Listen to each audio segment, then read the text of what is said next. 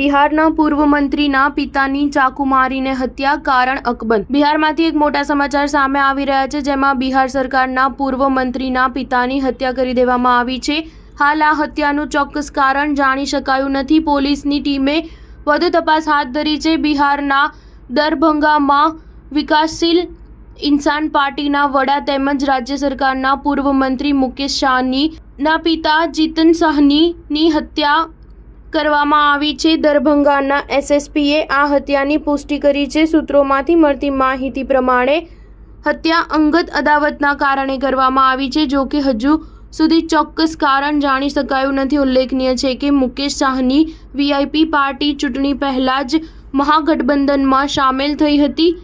લોકસભા ચૂંટણીને ધ્યાનમાં રાખીને આ ડીલ મૂળ તો મુકેશ સાહની અને આરજેડી વચ્ચે થઈ હતી। ચૂંટણી પહેલા મુકેશ સાહની અને તેજસ્વી યાદવનો એક વિડીયો વાયરલ થયો હતો, જેમાં બંને હેલિકોપ્ટરમાં માછલી ખાતા હતા। નવરાત્રી દરમિયાન વિડીયો શેર કરવાને કારણે ભારે હોબાળો મચી ગયો હતો। સ્ટાર ન્યૂઝ 7 હંમેશા સચ્ચાઈની સાથે।